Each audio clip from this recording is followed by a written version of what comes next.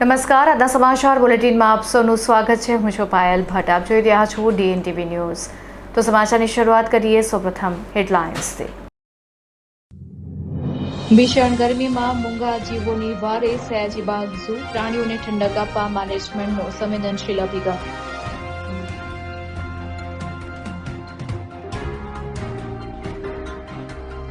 મધ્ય ગુજરાતની સૌથી મોટી સયાજી હોસ્પિટલમાં હીટ સ્ટ્રોક વોર્ડમાં જ સેન્ટ્રલ એસી બંધ, કુલરના ભાડા પેટે લાખોનો ધુમાડો.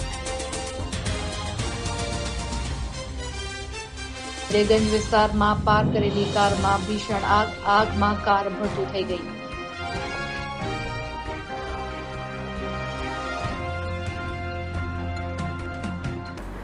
હવે જોઈએ સમાચાર વિગતવાર. આ કાળઝાળ ગરમીની વચ્ચે વડોદરા શહેરના સયાજીબાગના પ્રાણી સંગ્રહાલયમાં મૂંગા પશુઓ અને પક્ષીઓને વિશેષ ઠંડક આપવા માટે મેનેજમેન્ટ દ્વારા સંવેદનશીલ અભિગમ હાથ ધરવામાં આવ્યો છે. આ કાળઝાળ ગરમીની વચ્ચે સયાજીબાગના પ્રાણી સંગ્રહાલયમાં મૂંગા પશુઓ અને પક્ષીઓની ઠંડક આપવા માટે મેનેજમેન્ટ દ્વારા એક સંવેદનશીલ અભિગમ હાથ ધરવામાં આવ્યો છે. વધતા તાપમાન સામે પ્રાણીઓને રક્ષણ આપવા માટે ખાસ સમર કેર પ્લાન અમલમાં મૂકવામાં આવ્યો છે. પ્રાણી સંગ્રહાલયના ક્યુરેટર ડોક્ટર પ્રત્યુષ પાટણકરે આ વ્યવસ્થાઓ અંગે માહિતી આપતા જણાવ્યું હતું કે ગરમીને કારણે વન્યજીવોમાં ડિહાઇડ્રેશન અને હીટ સ્ટ્રોકનો ખતરો રહેલો હોય છે. આથી પક્ષીગૃહોમાં ફોગર્સ અને પ્રાણીઓના પાંજરામાં ઠંડક જાળવી રાખવા માટે બરફના બ્લોક્સ મૂકવામાં આવી રહ્યા છે. આ ઉપરાંત પ્રાણીઓને સીધા તડકાથી બચાવવા માટે કૃત્રિમ છાંયડાની વ્યવસ્થા અને પાણીનો સતત છંટકાવ કરવામાં આવે છે. સયાજીબાગ મેનેજમેન્ટનો આ પ્રયાસ સાબિત કરે છે કે જો યોગ્ય આયોજન અને સંવેદનશીલતા હોય તો કાળઝાળ ગરમીમાં પણ મૂંગા જીવોને સુરક્ષિત રાખી શકાય છે. આમ વડોદરાના ઐતિહાસિક એવા સયાજીબાગ પ્રાણી સંગ્રહાલયના મેનેજમેન્ટ દ્વારા વન્યજીવોની સુરક્ષા અને આરોગ્ય માટે પ્રશંસનીય અને સંવેદનશીલ કામગીરી હાથ ધરવામાં આવી છે.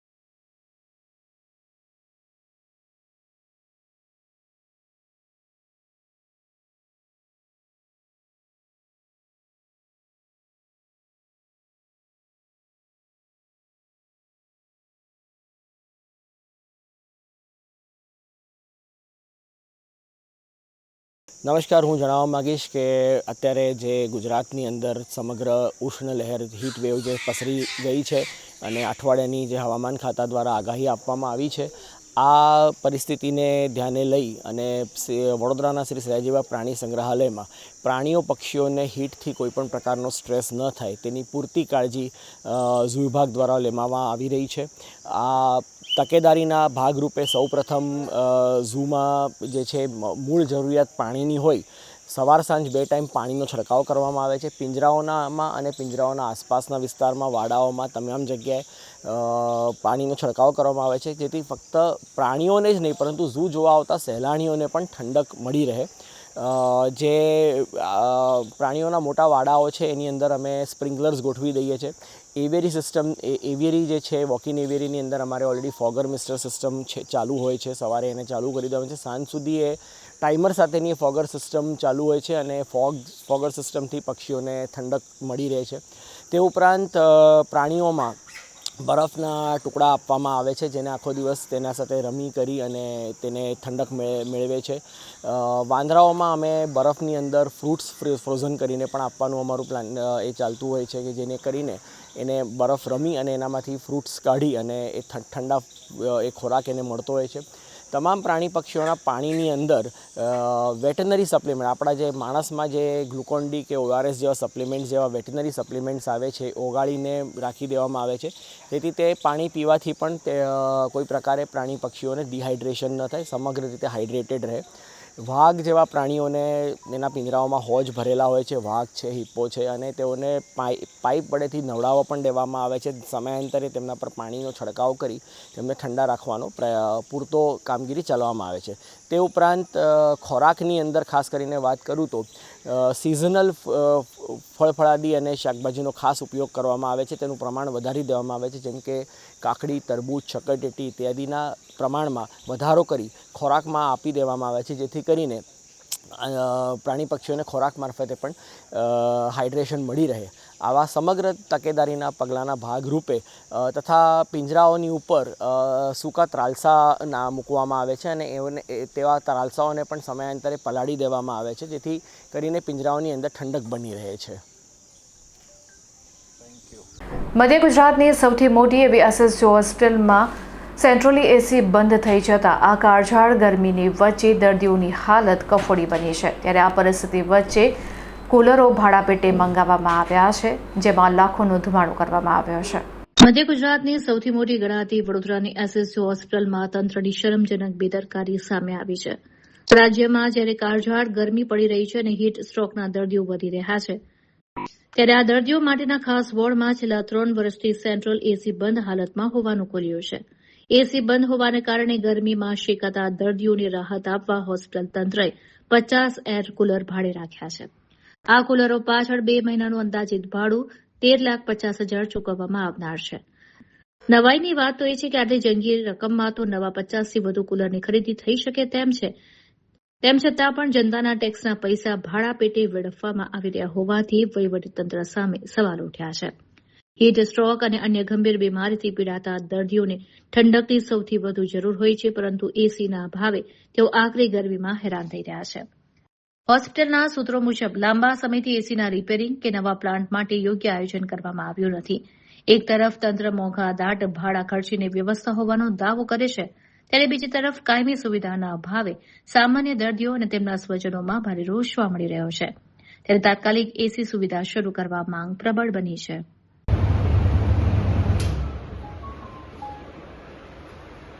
કેટલા સમયથી કેટલા બંધ છે?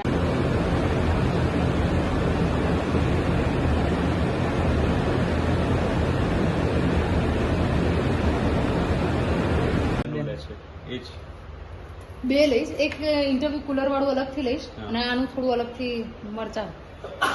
લાસ્ટ યર બી બંધ હતો, હું આવ્યો ત્યારથી બંધ જ છે. એટલે 2 વર્ષથી 3 વર્ષથી બંધ છે.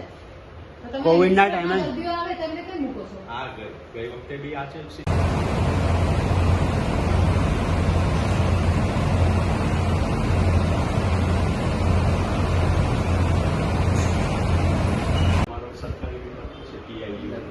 સરકારી વિભાગ તો તમારે ધંધા મારવા પડે. અને એવું બોલ દેજો ને મારા ઇન્ટરવ્યુમાં પીઆઈયુ જાણવા. આ પીઆઈયુ દ્વારા અમારા ઇલેક્ટ્રિક વિભાગ દ્વારા મેન્ટેન કરવામાં આવે છે અને પીઆઈયુ ઇલેક્ટ્રિક દ્વારા આની કાર્યવાહી ચાલુ જ છે. તો આ 3 વર્ષથી બંધ છે. એનો જવાબ પીઆઈયુ ઇલેક્ટ્રિક જ આપી શકશે. આરએમઓ તરીકે આવતા અમે અમારા કરવાની ફરજ આપણી બનતી હોય છે. તેવાની વચ્ચે આવા એક્સક્યુઝિસ આપવા એ યોગ્ય લાગી રહ્યું છે આપને? આ અમારો હિસ્ટોકનો પ્રાઇમરી વોર્ડ છે. આના ગંભીર દર્દીઓ માટે અમારા પાસે ઓલરેડી એમઆઈસીયુ, આઈસીયુ જેવા વિભાગ છે જે સંપૂર્ણપણે સેન્ટ્રલી એસી છે. બિલકુલ એસી બંધ છે. તેવાની વચ્ચે આપણે કુલર મૂક્યા છે. પાણી હશે ત્યાં સુધી ઠંડો પવન, ત્યારબાદ તો ગરમીનો જ સામનો લોકોએ કરવાનો. પાણી એ કુલરમાં ન ખૂટે એના માટે અમારો સર્વન્ટ સ્ટાફ અને સિસ્ટર સ્ટાફ સતત ચોકનનો રહે છે અને એનો સંપૂર્ણ કાળજી રાખે છે. એ તો ત્યાં એક સાઈડનું ગેજેટ બંધ પડી ગયું હતું એટલે એના માટે ટેમ્પરરી સુવિધા કરવામાં આવેલી. રિપેરિંગ કામ એનું ચાલુ જ છે અને પાછું રિપેર થવાથી એ ત્યાંથી કુલર હટાવી દેવામાં આવશે. એસી નવા જ લગાવેલા છે. તેમ છતાં બંધ થઈ ગયા. હવે એનું જે બી મેં કીધું એમ એનું સંપૂર્ણ જાળવણી અમારા પીઆઈયુ ઇલેક્ટ્રિક દ્વારા કરવામાં આવતી હોય છે અને એનો જવાબ એ લોકો જ આપી શકશે. અમારા દ્વારા તો વારંવાર રજૂઆત કરવામાં આવી છે. અમારે ત્યાં હાલમાં અમે 50 કુલરનો ઓર્ડર આપ્યો છે, ભાડે લીધેલ છે અને એ અમે જુદા જુદા વિભાગમાં જેમ કે અમારું આ હીટ સ્ટ્રોક વોર્ડ અને જ્યાં જ્યાં પણ દર્દીઓને ગરમીનો સામનો કરવો પડે જેમ કે અમારા મેડિસિન વોર્ડ, સર્જિકલ વોર્ડ, કેદી વોર્ડ, તાત્કાલિક સારવાર વિભાગ ત્યાં બધી જગ્યાએ આ કુલર મૂકવામાં આવશે. વડોદરા શહેરના ફતેગંજ વિસ્તારમાં પાર્ક કરવામાં આવેલી એક કારમાં અચાનક આગ લાગવાનો બનાવ બન્યો હતો. સદનસીબે આ આગના બનાવમાં કોઈ જાનહાનિ નથી થઈ. શહેરમાં ગરમીનો પારો 42 ડિગ્રીને પાર પહોંચતા જ આગ લાગવાના બનાવમાં ચિંતાજનક રીતે વધારો નોંધાયો છે. બપોરના સમયે શહેરના વ્યસ્ત એવા ફતેગંજ વિસ્તારમાં એકાએક બનેલી આગની ઘટનાને પગલે અફરાતફરીનો માહોલ સર્જાયો હતો. અહીં એક ઝાડ નીચે પાર્ક કરવામાં આવેલી કારમાં અચાનક આગ ફાટી નીકળતા લોકોમાં ગભરાટ ફેલાઈ ગયો હતો. કારમાં લાગેલી આગ એટલી ભીષણ હતી કે જોતજોતામાં આખી કાર આગની લપેટમાં આવી ગઈ હતી. ઘટના સ્થળે લોકોના ટોળે ટોળા ઉમટી પડ્યા હતા. જોકે ફાયર બ્રિગેડની ટીમ આવે ત્યાં સુધી રાહ જોવાને બદલે સ્થાનિક રહીશો અને વેપારીઓએ માનવતાની હિંમતનું ઉદાહરણ પૂરું પાડ્યું હતું. લોકોએ સમય સૂચકતા વાપરી નજીકની બિલ્ડિંગમાંથી પાણીની પાઇપો લંબાવી અને જાતે જ આગ બુઝાવવાની કામગીરી શરૂ કરી દીધી હતી. પ્રાથમિક દ્રષ્ટિએ આકરી ગરમીને કારણે કારના એન્જિનમાં શોર્ટ સર્કિટ થવાથી આગ લાગી હોવાનું અનુમાન છે. સદનસીબે કાર પાર્ક કરેલી હોવાથી અને અંદર કોઈ મુસાફર ન હોવાથી મોટી જાનહાનિ ટળી હતી. વડોદરામાં સતત વધી રહેલા તાપમાનને કારણે વાહનોમાં આગ લાગવાની ઘટનાઓ વધી રહી છે. ત્યારે ફાયર વિભાગે પણ વાહન ચાલકોને સમયાંતરે વાહનોનું મેન્ટેનન્સ ચેક કરાવવા અને ગેસ કીટવાળી ગાડીઓમાં ખાસ તકેદારી રાખવા અપીલ કરી છે. ફતેગંજની આ ઘટનામાં સ્થાનિકોની તત્પરતાને કારણે આગ વધુ ફેલાતી અટકી હતી.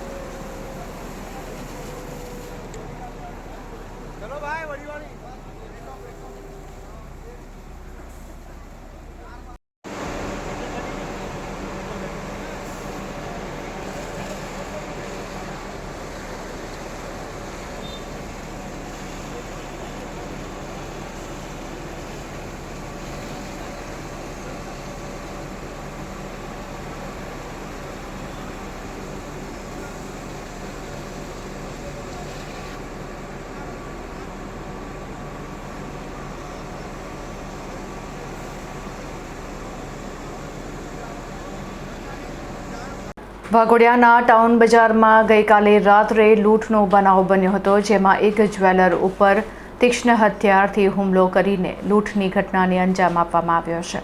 વડોદરા જિલ્લાના વાઘોડિયા ટાઉન બજારમાં ગત રાત્રિએ લૂંટની એક ભયાનક ઘટના સામે આવી છે. ટાઉન બજારમાં ડીસી જ્વેલર્સ નામે વ્યવસાય કરતા વેપારી જિગ્નેશભાઈ પોલા જ્યારે રાત્રે 8 વાગ્યે પોતાની દુકાન બંધ કરી નારાયણનગર સોસાયટીમાં ઘરે જઈ રહ્યા હતા, ત્યારે બાઇક પર સવાર 3 બુકાનીધારી લૂંટારોએ તેમને આંતર્યા હતા. લૂંટારોએ કંઈ પણ સમજાય તે પહેલા જિગ્નેશભાઈના માથા પર લાકડાના ફટકા વડે ઉપરા છાપરી હુમલો કર્યો હતો. લોહીલુહાણ હાલતમાં વેપારી નીચે પટકાતા લૂંટારો તેમની પાસે રહેલી 300 ગ્રામ સોનું અને 5 લાખની રોકડ ભરેલી બેગ ઝૂંટવીને નાસી છૂટ્યા હતા. ભાગતી વખતે લૂંટારોની બાઇક ગટરના ઢાંકણા સાથે અથડાઈને સ્લીપ ખાઈ ગઈ હતી. આસપાસના લોકો એકઠા થઈ જવાની બીકે ત્રણેય બદમાશો પોતાની બાઇક ઘટના સ્થળે જ મૂકીને અંધારાનો લાભ લઈ પગપાળા નાસી છૂટ્યા હતા. ઘટનાની જાણ થતાં જ વાઘોડિયા પોલીસ સહિત એલસીબી અને એસઓજીનો કાફલો ઘટના સ્થળ ઉપર દોડી આવ્યો હતો. ઇજાગ્રસ્ત વેપારીને તાત્કાલિક હોસ્પિટલ ખાતે ખસેડવામાં આવ્યા છે. પોલીસે લૂંટારુઓની બાઇક કબજે કરી છે અને સીસીટીવી ફૂટેજ તેમજ બાઇક નંબરના આધારે આરોપીઓને ઝડપી પાડવા સમગ્ર જિલ્લામાં નાકાબંધી કરી તપાસના ચક્રો ગતિમાન કર્યા છે. આ ઘટનાથી સ્થાનિક વેપારીઓમાં ભારે ફફડાટ વ્યાપી ગયો છે.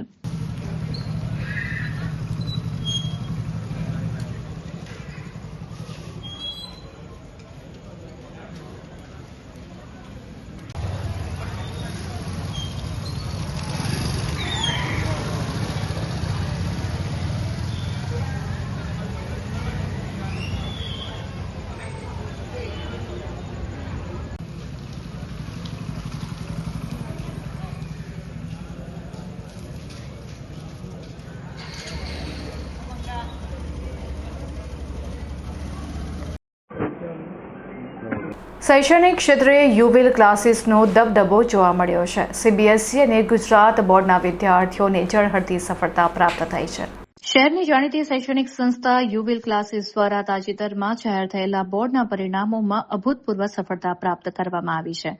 સંસ્થાના વિદ્યાર્થીઓએ સીબીએસઈ અને ગુજરાત બોર્ડ બંનેમાં શ્રેષ્ઠ દેખાવ કરીને શૈક્ષણિક ગુણવત્તાનો પરિચય આપ્યો છે. સંસ્થા દ્વારા જાહેર કરવામાં આવેલી વિગતો અનુસાર આ વર્ષે પરિણામોમાં ગત વર્ષ કરતાં પણ વધુ તેજસ્વી પ્રદર્શન જોવા મળ્યું છે. સીબીએસઈ બોર્ડમાં સંસ્થાના કુલ 42 વિદ્યાર્થીઓએ 90%થી વધુ ગુણ મેળવીને મેદાન માર્યું છે. ગુજરાત બોર્ડમાં કુલ 24 વિદ્યાર્થીઓએ A1 ગ્રેડ પ્રાપ્ત કરીને સંસ્થાનું નામ રોશન કર્યું છે. સંસ્થાના સંચાલકોના જણાવ્યા અનુસાર આ સિદ્ધિ કોઈ આકસ્મિક ઘટના નથી, પરંતુ એક શૈક્ષણિક ક્રાંતિ છે. આ સફળતા પાછળ મુખ્ય 3 પરિબળો કાર્યરત રહ્યા છે. આ ભવ્ય સફળતાને વધારવા માટે ક્લાસીસ ખાતે એક વિશેષ કાર્યક્રમનું આયોજન કરવામાં આવ્યું હતું, જેમાં તેજસ્વી વિદ્યાર્થીઓની ટ્રોફી અને પ્રમાણપત્ર આપીને સન્માનિત કરવામાં આવ્યા હતા. સંસ્થાએ આગામી વર્ષોમાં પણ આ પ્રકારની ઉત્કૃષ્ટ શૈક્ષણિક પરંપરા જાળવી રાખવાનો અને વિદ્યાર્થીઓના ભવિષ્યને ઉજ્જવળ બનાવવાનો સંકલ્પ વ્યક્ત કર્યો છે. આ પરિણામોને પગલે વાલીઓ અને વિદ્યાર્થીઓમાં ભારે ઉત્સાહ અને ખુશીનો માહોલ જોવા મળી રહ્યો છે.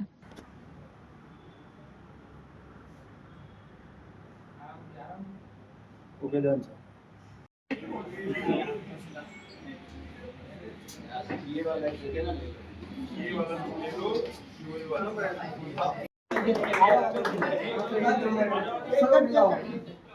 सारे कट करके एक दूसरे को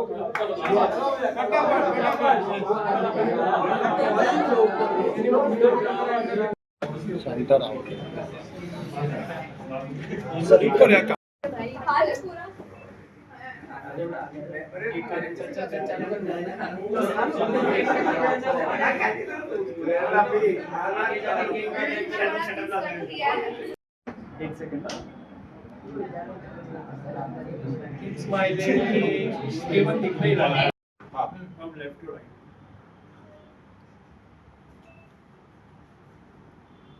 મારું નામ આદિત્ય છે. મારા 97.2 માર્ક્સ આવ્યા છે યુવિલમાં. હું વાસણાવલી બ્રાન્ચથી ભણેલો છું યુવિલમાં. આ મારું એક જ વર્ષ હતું, પણ બહુ સારું ભણાવ્યું છે યુવિલવાળાએ. જે મોક ટેસ્ટ લેતા હતા અને રિપીટેડલી રિવિઝન્સ કરાવતા હતા, એનાથી બહુ હેલ્પ થઈ છે. અને એક્ઝામ્સના વચ્ચે પણ જે પ્લાનર્સ મોકલતા હતા કે કઈ રીતે પ્રિપેર કરવાનું છે, એનાથી પણ રિઝલ્ટમાં બહુ ફરક આવ્યો છે. સંસ્કારી નગરીનો કહેવા માંગીશ કે જેમ ગુજરાત બોર્ડમાં અમે 24 A1 ગ્રેડર્સ આપ્યા, એવી રીતે આ વખતે સેન્ટ્રલ બોર્ડ CBSEમાં we have given 42-90+%. ઓકે, વડોદરામાં ખાલી રિઝલ્ટ નહીં પણ રિવોલ્યુશન લાવ્યું છે યુવિલ. રિઝલ્ટની જોડે રિવોલ્યુશન આવ્યું છે રિઝલ્ટની અંદર. The only thing is I would like to say, यहाँ भी होगा वहाँ भी होगा, सिर्फ यूविल के बच्चों का जलवा ये नहीं है हलवा. हमने बहुत मेहनत करी है, बच्चों ने भी काफ़ी मेहनत करी है, सबके ब्लेसिंग से हम ये सुपर डुपर रिजल्ट्स लेके आए हैं. 42 बच्चों ने 90+% सेंट्रल बोर्ड में हासिल किया हुआ है. सो गुजरात बोर्ड में भी हमारा रिजल्ट A1+ और सेंट्रल बोर्ड में भी इतना सुपर रिजल्ट आया हुआ है. I would like to thank Vadodara city and the students कि हम यहाँ भी इतनी अच्छी मेहनत कर रहे हैं तो हमको रिजल्ट्स भी काफ़ी अच्छे मिल रहे हैं. I would like to thank all my teachers, my team members, parents and students कि इतना अच्छा वो काम कर रहे हैं. Thank you so much. Yes, हमने ये छोटा सा एक सेलिब्रेशन क्लास पे अरेंज किया है और मैं ये कहूँगा कि इसके पीछे हमारा जो टीम है, मैनेजमेंट है, उसका सुपर स्ट्रॉन्ग सपोर्ट रहा है. हर एक चीज़ को माइन्यूटली स्टडी करके, बच्चों के प्रॉब्लम को एड्रेस करके, उनकी रेगुलर एग्जाम्स लेके, पेरेंट्स को मिलकर उनका सिस्टमेटिक फीडबैक देकर, रेगुलर टेस्ट लेकर ये इतना बढ़िया रिजल्ट हमने हासिल किया हुआ है. मेरा नाम वानी रजोतिया है. मेरी 98.6% आई है. मैं दिल्ली पब्लिक स्कूल हनी से हूँ. एंड मेरे को बस यही बोलना है कि not just my parents, not just my school teachers, but you will was a huge part मेरे परसेंटेज में के लिए. They always guided us, supported us, and उनका हर चीज़ को कंडक्ट करने का मैनर बहुत ऑर्गेनाइज था. तो it just pushed me to do my best in my exams. पूरा जो स्टे है किसको देना चाहोगे? सभी, my parents, my school teachers, and of course you will too, because I have been in UWIL since 2 years, both my 11th and 12th. 11th में भी मैं बहुत अच्छा रहा था and 12th में भी. so नए बच्चे हैं उनको क्या मैसेज देना चाहोगे? कि UWIL is actually very good. मतलब it will push you, सबको attention देंगे. टीचर्स बहुत सपोर्टिव हैं, बहुत फ्रेंडली है. क्लास में मस्ती भी होगी एंड पढ़ाई भी हो जाएगी एंड कभी ये नहीं लगेगा कि बोर हो रहा है. અમદાવાદમાં UBS athletic kids cup season 3 યોજાશે, જેમાં 7 થી 15 વર્ષના બાળકો ભાગ લઈ શકશે. અમદાવાદ હવે રમતગમત ક્ષેત્રે એક મહત્વપૂર્ણ શહેર તરીકે ઉભરી રહ્યું છે. UBS athletic kids cup season 3ના લોન્ચ સાથે બાળકોની રમતગમત સાથે જોડવા માટે નવી પહેલ શરૂ કરવામાં આવી છે. આ કાર્યક્રમ ખાસ કરીને 7 થી 15 વર્ષની વયના બાળકો માટે યોજાશે, જેમાં સ્વિસ એથ્લેટિક્સના નિષ્ણાતો દ્વારા માર્ગદર્શન આપવામાં આવશે. કાર્યક્રમમાં ઓલિમ્પિયન આનંદ મેનેજીસ, CEO ડેનિયલ શંકર, COO એડ્રિયાસ કુએની અને પ્રોજેક્ટ ડિરેક્ટર ઝાહિર ખાન હાજર રહ્યા હતા. આ પહેલ દ્વારા ભવિષ્યમાં કોમનવેલ્થ ગેમ, એશિયન ગેમ્સ અને ઓલિમ્પિક માટે ભારતના યુવા ખેલાડીઓને પ્રોત્સાહન મળશે. Experience of sports, they're going to bring the emotional part to such events and Commonwealth. As we know in sports, emotion play a magical. So my name is Danny Schenker. I'm a athletics enthusiast, so to speak. We are the co-founders of the Athletics Kids Cup, which we could do with our beautiful partner UBS, which support us to execute this beautiful project. Our ambition is how can we move as many children as possible in India. And I'm sure by doing this beautiful project, we will find lots of good talents, because I'm a true believer India has very talented sports people. We just have to find them. And I'm sure through our initiative, we're going to find them. So we have more Neeraj Chopra, and Neeraj Chopra is our big brand ambassador, and he's so close to this project, and it's close to his heart that we're going to do that very successful, bring that forward. What are your expectation in season 3? In season 3, my expectation is that we grow the project. We have done last year 25,000 children, which we touched basically with our project. I think we can do over 500,000 reach this year, and we're going to grow. And what is even more important, we would like that the children can have a very enjoyable experience, because if children enjoy it, the experience, they will move on and train harder. And that's what it's needed for become a successful sports person. नमस्ते सभी लोगों को. Yes sir, continue. नमस्ते सभी लोगों को. मेरा नाम ज़हीर खान है. मैं बड़ौदा से हूँ और मैं डैनी को 5 साल पहले मिला और शेल्बी को. और ये जो प्रोग्राम है स्विट्ज़रलैंड में पिछले 15 साल से ऊपर से हो रहा है ये प्रोग्राम. और ये प्रोग्राम इस तरीके से होता है कि हर बच्चा जो 7 से लेके 15 साल का बच्चा है स्विट्ज़रलैंड में, वो इस प्रोग्राम में पार्ट लेता है. और जैसे कि शेल्बी ने बताया, बाकी सभी लोगों ने बताया, पहले स्विट्ज़रलैंड में भी एथलेटिक्स में इतने मेडल्स नहीं मिलते थे. मेडल मिलना मेन चाह नहीं है यहाँ पर, बट मेन चाह है कि बच्चे बाहर निकलें, खेलें कूदें और एंजॉय करें. और बाकी जब वो बाहर निकलेंगे, खेलेंगे, कूदेंगे, तो ऑटोमेटिकली मेडल्स भी मिल जाएंगे.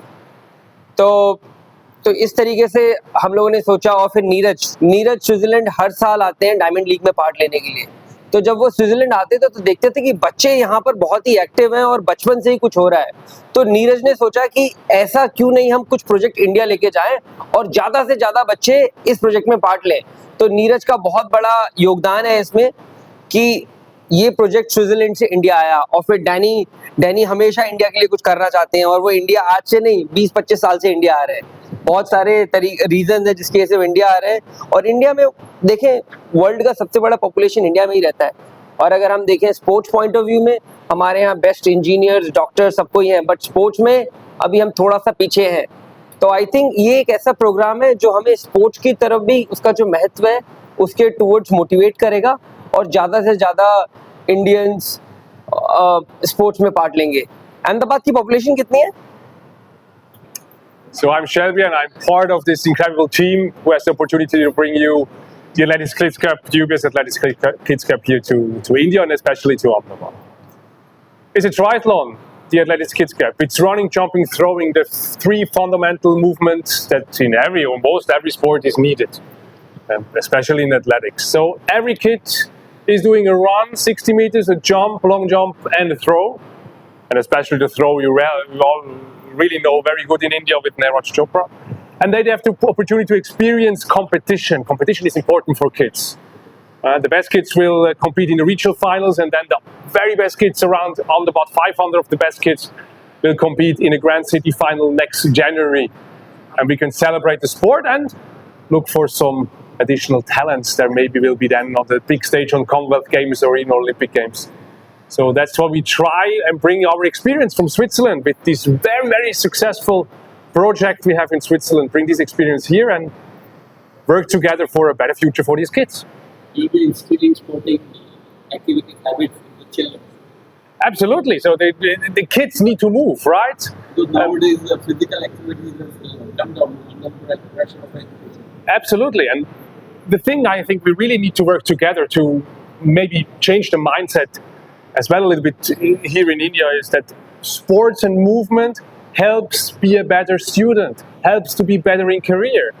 The highest and the most important CEOs in the world, and some of them come out of India, they really have always sports in every day and weekly schedule. Why? Because sports make them a high performer. And we have to teach the kids and the parents to do that. Luis Menezes sir, मैं Olympian हूँ। मैं 2000 साल में Sydney Olympics और Asian games खेला हूँ। मैं फ़िलहाल एथलेटिक फेडरेशन ऑफ इंडिया के साथ जुड़ा हूँ। मैं उनके जो मॉनिटरिंग कमेटी वो देख रहा हूँ और मैराथन कमेटी का मैं ये हूँ और मैं सिलेक्शन कमेटी में भी हूँ एथलेटिक फेडरेशन ऑफ इंडिया में। यहाँ पे अहमदाबाद में जो यूबीएस एथलेटिक किड्स कप हो रहा है वो पूरा मेरे देखरेख में यहाँ पे हो रहा है और ये सीज़न 3 है यहाँ पे।